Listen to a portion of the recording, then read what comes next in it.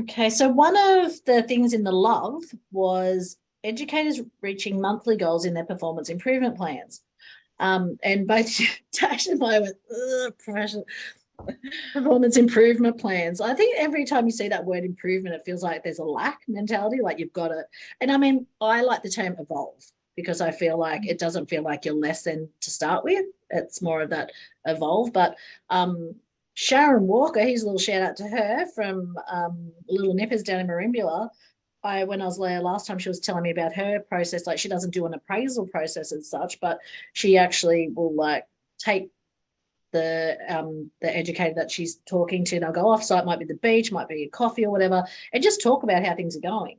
And I know Nicole and I have been talking about our appraisal process, and we're not happy with it. So it's I love hearing how other people are doing that sort of, because you need those check-ins. You need to make sure that you can see people are evolving and on a journey.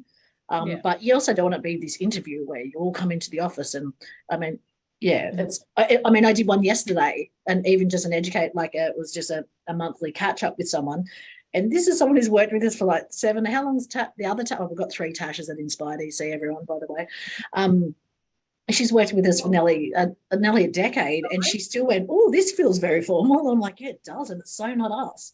And I think that process really needs to reflect who you are as a service too. So, like, what did you used to do, Tash, with your service? Well, we dumped the word appraisal right from the start. We would just have catch-ups.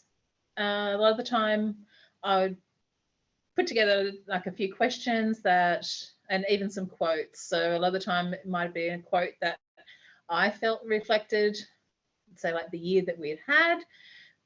Everyone would get that. They'd go back and fill it in, give it to me. Then we'd meet for coffee. So I've had a chance to read through it beforehand as well, and then we just talk about it.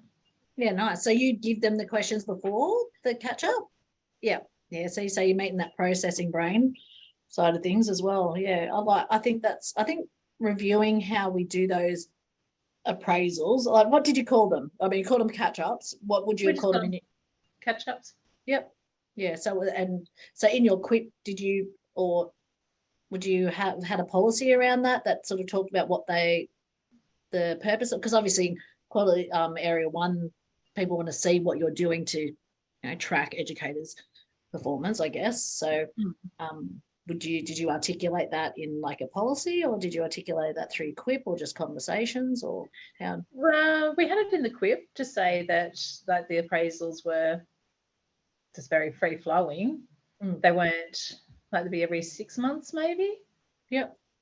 And yeah, and so we had that catch up in an informal way, just so people could feel, I mean, more comfortable, but also more respected, I guess, too, isn't it? Like it. Yeah. So we'd go and meet for coffee. I'd have someone come in extra.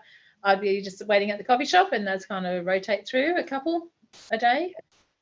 If there's any performance management kind of stuff, that was dealt with separately, as it sort of arose. So yeah, you're right, actually, because they don't need to go hand in hand. Is it? That shouldn't be when, if you do have performance management stuff come up, it shouldn't come up in the appraisal. It should come up more in a more timely sort of when it perspective. Happens, when something arises. Yeah.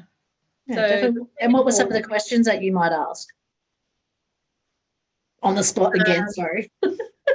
Some of them were just like, have you had any challenges since we last caught up? Like, or how do you feel you're going? What have you learned? The best results were often with quotes. So I'd put a quote in there and I asked what they thought of it. A good one was the Bruce Lee one. I think it was something along the lines of, are you the bamboo which doesn't sort of give, or the willow who flows? There's something like that. Yeah. Everyone goes, so they say, oh, I'm definitely a willow, or no, I'm definitely the bamboo. Like I aspire to be willow. Yeah. They're just different things to make them think, but it's rare. They were reflective. Actually, that's it. Sayings like that are really good because they're non-confrontational. That's not saying, oh, so what can't you do, or what do you not feel good at, or do you think you're too rigid in your practice? You can actually bring in something that sort of analogy or saying that helps them to see it in a non-confrontational way. Yeah. Yeah, And I like sometimes that. you might have somebody in mind who you'd like to see bend and give a bit more. But, you know, again, it's that non-confrontational way. Yeah, no, that's good.